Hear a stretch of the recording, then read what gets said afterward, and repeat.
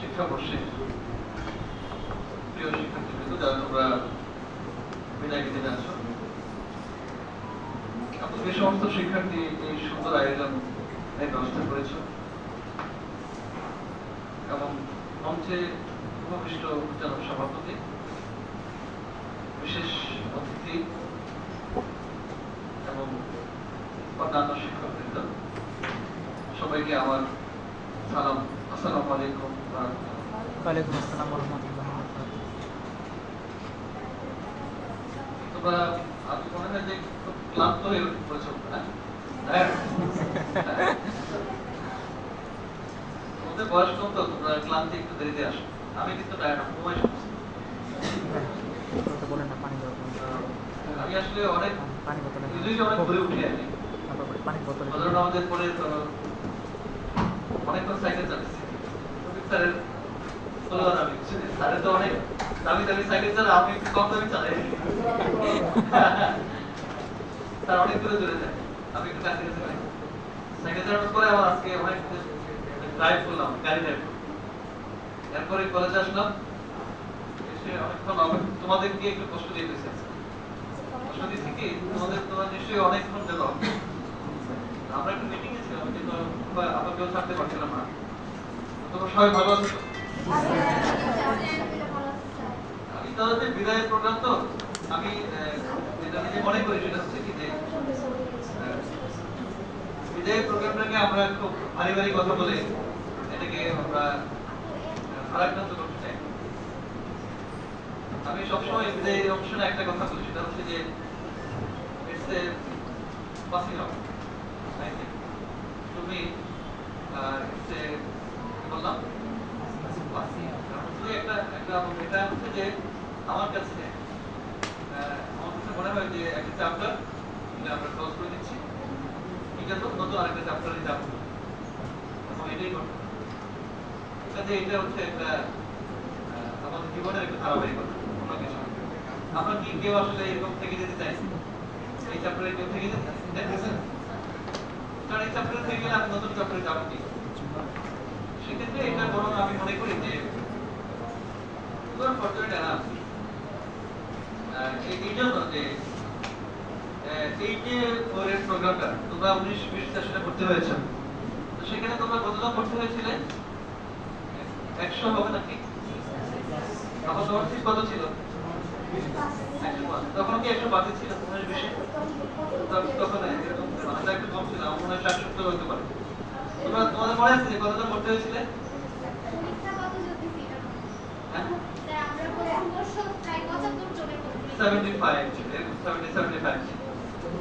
অনেক এরকম ছিল, তখন আসন 70-75 আসন ছিল, তাই না? ফার্স্ট ইয়ারে। এখন কতজন বেরোচ্ছে তখন? 34 জন, ঠিক আছে, ধরো 34 জন। তো যদি আমরা 75 জনকে আমরা তখন বলি যে তারা ভর্তি হয়েছিল, তো তোমরা গ্রাজুয়েট হতে যাচ্ছে কতজন? তাহলে এটা কি অর্ধেক? 50%। তো দেখো, আমি ফরচুনেট বললাম এই জন্য যে তোমরা হচ্ছে সেই অর্ধেকই কিন্তু নেমে এসছে, বাকি সব কিন্তু ড্রপ আউট হয়ে গেছে। সে কিন্তু কোনো ভাগ্যবান না। তো আমরা এইখানে বিদায়ের ব্যাপারটাকে আমরা পরের প্রোগ্রাম করে যেভাবে দেখি, অষ্টমের পরে আর আমরা ওইভাবে অত দেখি না সিরিয়াসলি।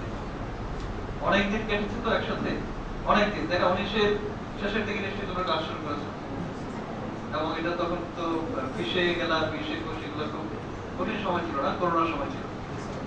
তো অনেকদিন হয়ে গেল না তোমাদের, ধরো 19-20-21-22-23-24 কত প্রায় 6 বছর না, অনেক সময় একসাথে কেটেছে।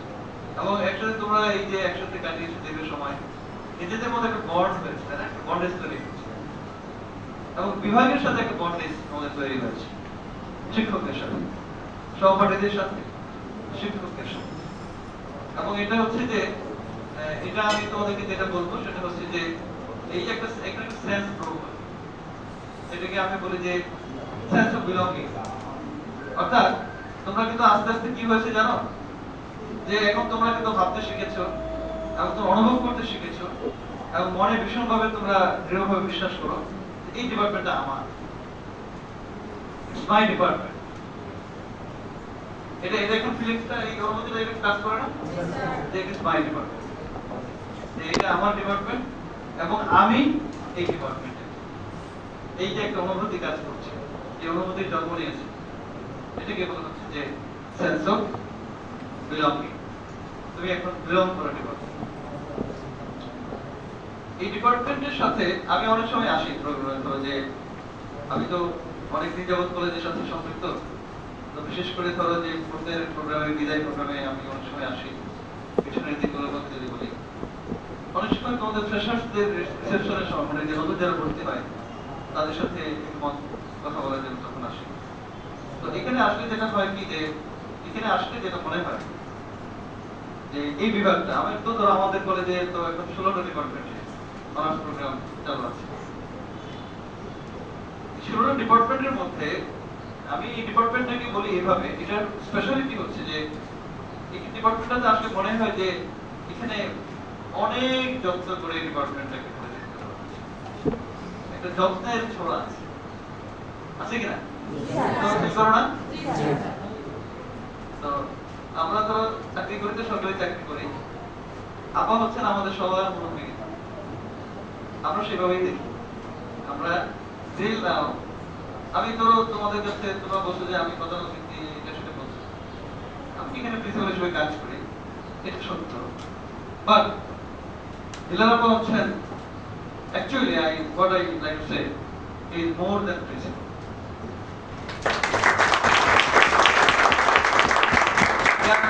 এটা আমি একেবারে আমার মনের গভীর থেকে বলছি, আমার এই বলার মধ্যে অনেক ইমোশন। আমি আবারও বলছি, এই কলেজে আপনার যেভাবে কাজ করে গেছেন, আমি কেন বলছি জানো, আমার কিন্তু একটু মন খারাপ আছে, কেন জানো? আজকে কি এখন সেপ্টেম্বর না, সেপ্টেম্বর 25, আমি চিন্তা করছি যে সেপ্টেম্বর 26 আসলে কিন্তু আমরা আপনাকে পাবো। এটা হচ্ছে যে দেখেন, আমরা তো আমাদের চলে যেতে হবে, তো কেউ তো থাকতে পারবো না। তো চাকরি ধারাবাহিকতা, চাকরির নিয়মে আপনাকে কিন্তু আমরা দেখা যাবে যে আর সমস্যা পাবো। তো আমি ভাবতে ভাবতে চেয়ারে বসে আমি কিন্তু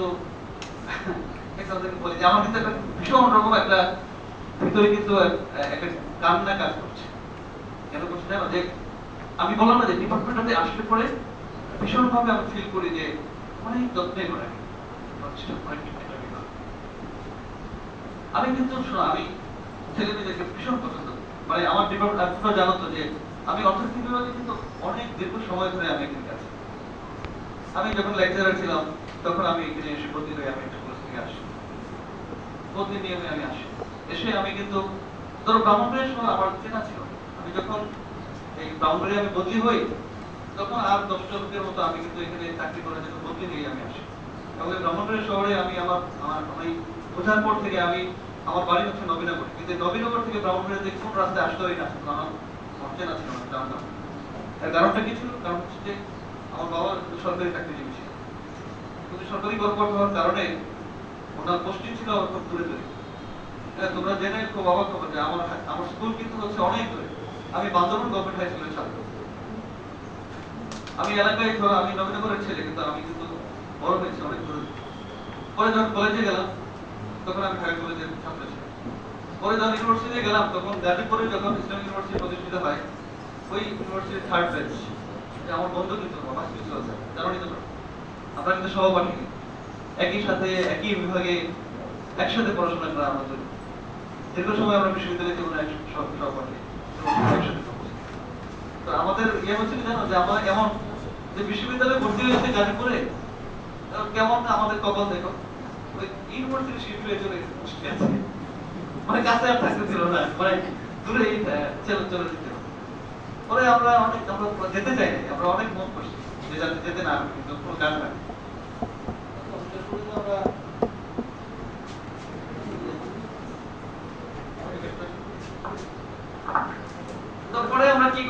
গাজীপুর থেকে আমাদের 6 মাস ইউনিভার্সিটি বন্ধ ছিল। তারপর ওখান থেকে শিফট করে চলে গেলাম আমরা কুষ্টিয়াতে। তাও ক্যাম্পাসে না, শহরে ছড়িয়ে ছিলাম। তারপরে আমরা শহরে থাকতে থাকতে যখন ক্যাম্পাস রেডি হলো কুষ্টিয়া এবং জেনারেলের মাঝখানে, তখন আমরা ক্যাম্পাসে গেলাম। তো আমি এটা বলছি কেন যে, এবং এইটা এই ব্রহ্মপুরিতে এসে এই ডিপার্টমেন্টে প্রচুর সময় দিয়ে কাজ করছি, সকাল থেকে সন্ধ্যা রাত অবধি কাজ করছি। এতে হয় কি জানো, যে ছেলেমেয়েদের সাথে একটা ক্লোজ একটা রিলেশন তৈরি হয়। তো আমি তোমাদেরকে, আমার কথা অনেক লম্বা হয়ে যাবে, আমি একটু সংক্ষিপ্ত বলি। সময়ের তো একটা বাইন্ডিংস আছে। তো আমি আপাকে আসলে আমি ফিল করি এই জন্য যে আপারও সারা জীবন আসলে এই বিভাগের প্রতি অনেক বেশি মায়া কাজ করে। এবং তোমরা চলে যাচ্ছ, ডেফিনেটলি আমি যে শব্দটা দিয়ে শুরু করেছিলাম, সেন্স অফ বিলঙ্গিং, আমি আমার ছেলেমেয়েদেরকে প্রচন্ড ভাবে আমি মানে কাছে পেয়েছি। এবং আমি যা দিয়েছি, আমি I would like to share with you what I contributed towards my students. আমি ফেরত পেয়েছি এর চেয়ে হাজার হাজার গুণ বেশি। তো আমি বললাম যে বললে অনেক কথা বেড়ে যাবে।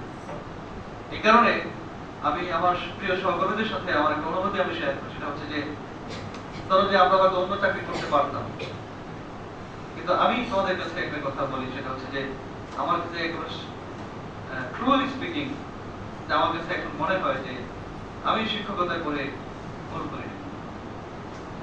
মানে আমি যে শিক্ষক হয়েছি, এবং আমি আমার ছেলেমেয়েরা এটাই জানো যে স্যার একজন ভালো টিচার। আমি ছেলে মেয়েদের একাডেমিক যে নিডটা আছে, সেটাকে আমি প্রপারলি অ্যাড্রেস করতে পেরেছি কিনা, that is my satisfaction, that is my, ওইটাই হচ্ছে আমার জায়গাটা, যে আমি আমার ছেলে মেয়েদেরকে আমার একাডেমিক ফুলফিল মানে নিডটাকে আমি প্রপারলি অ্যাড্রেস করতে পারলাম। এবং যেই টিচার এটা করতে পেরেছে, he is the successful teacher. এবং এই যে আমি যে কথাটা বলেছিলাম যে বোটানি ডিপার্টমেন্টে আসলে কি বলেছিলাম যে এটা মনে হচ্ছে যে একটা অনেক যত্নের ছোঁয়ায়, অনেক যত্নে এই ডিপার্টমেন্টকে বিকশিত করা হয়েছে, মানে এটাকে নার্সিং করা হয়েছে। তো এই ডিপার্টমেন্টে তোমাদের কাছ থেকে আমাদের প্রত্যাশাটা হচ্ছে যে ইউ দ্য পিপল, তোমরা কি করবা, তোমরা নিজেদের জন্য তো বটে, এই যে পড়াশোনা একাডেমিকলি তোমরা নিজেদেরকে সাউন্ড করা, এর মধ্যে মধ্যে তুমি কি হবে যে তুমি নিজের জন্য ভ্যালুয়েবল হবে। You making yourself valuable for your family, for yourself, for the society, as well as for the country, and finally globally. এই জিনিসগুলো হচ্ছে কি যে আমরা আমাদের ছেলেদেরকে দেখতে চাই যে তারা রিয়েলি রিসোর্সফুল হয়েছে। আমি ধরো বিভিন্ন জায়গায় কথা বলি, যেমন এই বিদেশের প্রোগ্রামগুলোতে আমি বলছি যে আমরা হচ্ছে যে তোমাদেরকে গড়ে তোলার চেষ্টা করছি, কারণ আমরা কতটা সফল সেটা ডিপেন্ড করবে যে হোয়াট কোয়ালিটি ইউ বিয়ার।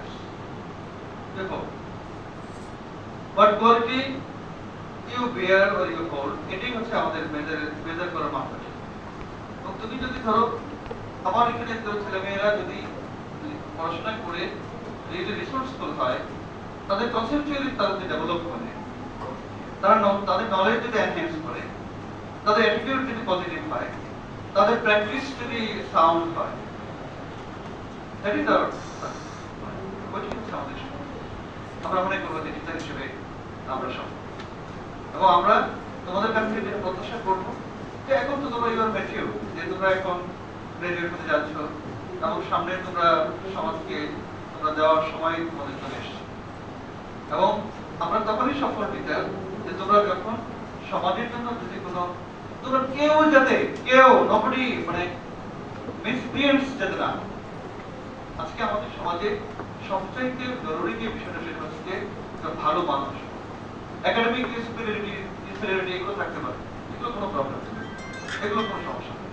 সমস্যাটা হচ্ছে যে আমি সমাজের জন্য ক্ষতিকর কিছু করছি, আমি সমাজের জন্য একটা কুকর্ম করে সমাজটাকে আমি নষ্ট করে দিচ্ছি, এটা হচ্ছে ইম্পর্টেন্ট। আমি ওই যে আমি কথাগুলো বুঝিয়ে বলছি না, এক এক সময় বলছি যে সময়টা কম বলে আসলে বেশি সময়টা ক্লাস হচ্ছে আমি তোমাদের সাথে খুব বেশি সময় কথা বলতে পারবো না, এই জন্য একটু তাড়াহুড়া করছি। তোমরা আসলে আমি যদি বলি, কারণ আমি আসলে ওই বাংলায় কিছু শব্দ আছে, মানে আমি তোমাদেরকে দেখে বলছি আমার কাছে মনে হয় যে তোমরা অনেক লক্ষ্মী, বুঝছো? এই ছেলে মেয়েগুলো দেখে আমি রিয়েলি আমার এত ভালো লাগে যে আসলে কিছু বিচ্ছিন্ন ঘটনা ছাড়া আমরা we are absolutely happy with you.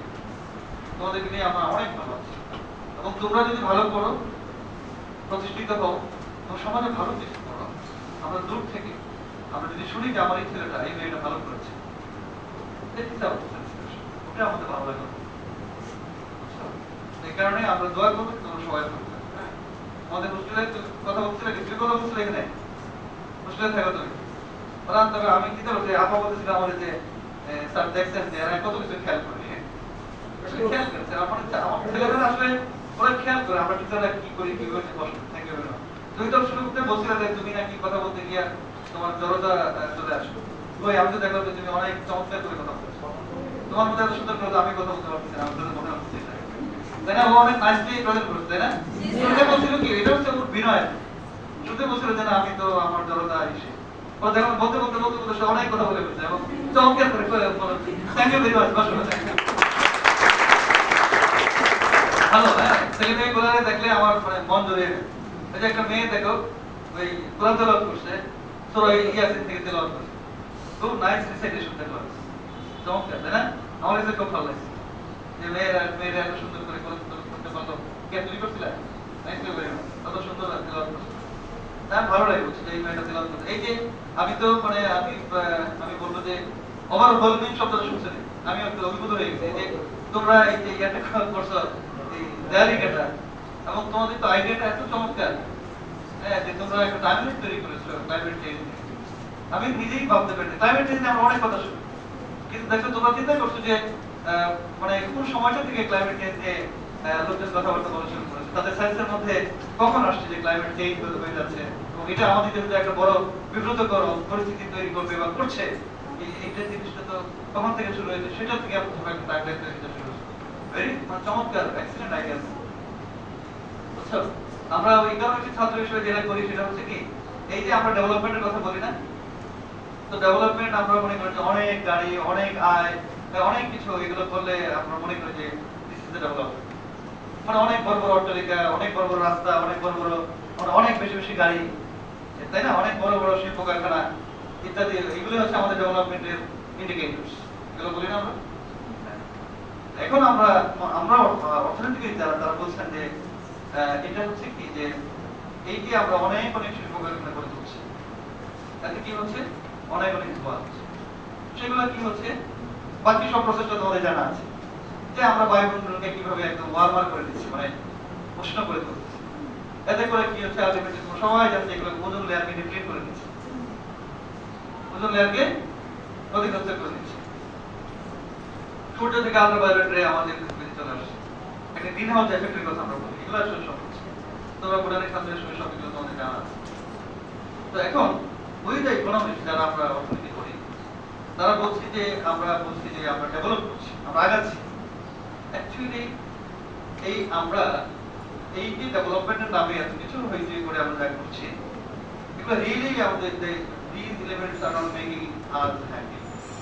মানে আমাদেরকে এগুলো আদৌ আমাদের হ্যাপি করছে না, আমাদেরকে পিসফুল লাইফ লিড করার জন্য এগুলো অ্যাকচুয়ালি কন্ট্রিবিউট করছে। তো সেখানে একটা ব্যাপার হচ্ছে যে আয়ের, মানে ইন টার্মস অফ ইনকাম, আমরা তো আসলে একটা দেশ ভালো আছে কিনা এটা আমরা যাচাই করছি কি দিয়ে, যে তার আয় বেশি আছে। যে দেশে বা যে লোকটার আয় বেশি তাকে আমরা বলছি যে ইজ ওয়েল অফ, সে ভালো আছে।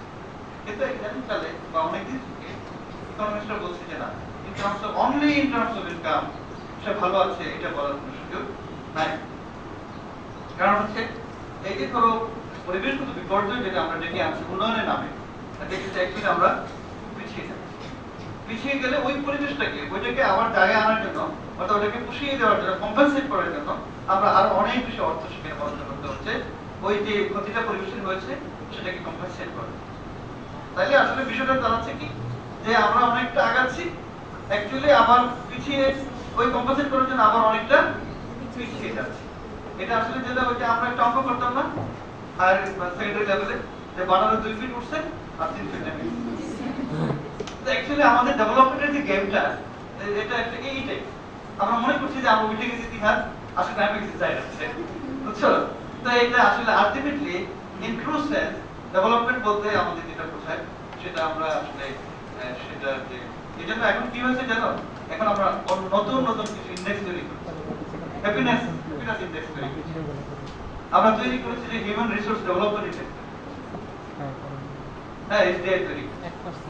হ্যাঁ আমরা ওই যে কোন দেশ শান্তিতে বসবাস করে সেটা নিয়ে বিশ্বের উপরে একটা ইন্ডেক্স তৈরি করছি। এইভাবে আমরা দেখতে পাচ্ছি যে আসলে আমরা ভালো আছি কিনা, আমরা সুখী আছি কিনা, আমরা শান্তিতে আছি। এমন এই কারণে আমাদের তোমাদের কাছে যেটা আবেদন থাকবে সেটা হচ্ছে যে এই দেশ আমাদের, এই সমাজটা এক্সক্লুসিভলি এটা আমাদের, এবং এইটাকে ভালো রাখা, সুন্দর রাখা, এটা হচ্ছে আমাদের দায়িত্ব, এবং এইরকম একটা কমিটমেন্ট আমাদের মধ্যে থাকবে। যেমন আমরা এই দেশের, এই গরিব দেশের এই অনেক সামর্থ্য অনেক কম, তারপরেও এই সাধ্য মতো আমাদেরকে দেওয়ার চেষ্টা করি, তাই না? এই গরিব দেশ হলেও আমাদেরকে এতটুকু আনার পিছনে এই দেশ কিন্তু পে করেছে অনেক বেশি, স্যাক্রিফাইস করেছে। দেখো যে একটা ফ্যামিলি সেটা যখন পোভার্টি স্ট্রিকেন থাকে, পোভার্টি রিলেন থাকে, দারিদ্র্য পীড়িত থাকে, সে যখন তার ছেলে মেয়েদেরকে পড়াতে দেখবে যে সে হয়তো খুব বেশি খরচ করতে পারে না, বাট তার মার্জিনাল স্যাক্রিফাইস কিন্তু থাকে অনেক বেশি। তো একটা লোকে 1 কোটি টাকা আছে, সেখান থেকে 2 লাখ টাকা ব্যয় করলে এটা এই স্যাক্রিফাইস থেকে আয় না। যার আছে 2 লাখ, তার মধ্যে যদি 90,000 খরচ করতে হয়, তাহলে তার মার্জিনাল স্যাক্রিফাইসটা বেশি না? আমার এই পোর কান্ট্রিতে আমার ট্যাক্স পেয়াররা অনেক বেশি, তাদের মার্জিনাল স্যাক্রিফাইস কিন্তু অনেক বেশি। So we have to mind it যে তাদের মার্জিনাল স্যাক্রিফাইস এত বেশি হাই, তো আমাদেরকে এটা কিন্তু আমাদের কনসিডার করতে হবে, এটা মনে রেখে আমাদেরকে কন্ট্রিবিউট করতে হবে towards our society, towards hour nation. আমাদের দ্বারা যাতে কোনো, আমাদের দেশের কোনো, আমাদের সমাজের, আমাদের মানুষগুলা যাতে কোনো ক্ষতি না হয়, আমরা সেভাবে চিন্তা করি। যেমন তোমরা আরো অনেক কথা, কিন্তু আমার কথা বেড়ে গেলে মানে একটা টাইম কনস্ট্রেন্ট বা বাউন্ডারি আছে, তো বাইন্ডিং আছে। তো আমি সত্যি কথা বলতে কি যে আমার অনেক ভালো লেগেছে আজকের এই প্রোগ্রামে এসে। I am very happy with the programme and with you. তোমরা এখন শেষ কথা হলো যে তোমরা সবাই ভালো থাকো, সুন্দর থাকো, এবং তোমরা সফল হোক সেই কামনা। কেমন? এখানে অনেক মানে এই কলেজকে নিয়ে, তোমাদেরকে নিয়ে আমাদের অনেক স্বপ্ন। তো এখানে শুধু এই আজকের এই বিদায়ের দিনে আমরা সব কথাই বলি, তোমাদেরকে হয়তো আমরা ফর্মালি কিন্তু এইভাবে কিন্তু আর বাবু হয়তো অন্য কোনো ভিন্নভাবে, বাট এরকম একসাথে তোমাদেরকে গুড বাই বলার মতো আমি মনে করি যে যে সুন্দর আয়োজনটা তোমরা করেছো, এটা যারাই করেছো তারা অনেক পরিশ্রম করেছে, তোমাদের গাইড করেছে। আমি মনে করি দিস একটা পার্ট অফ দ্য সিভিলাইজেশন, এটা সভ্যতার এগুলো অংশ। যারা যাবে তাদেরকে সুন্দর করে গুড বাই বলা, এটা আমাদের সভ্যতার অংশ। তোমরা সেই কাজে ভালো থাকো, তোমরা সুন্দর থাকো। আল্লাহ হাফেজ।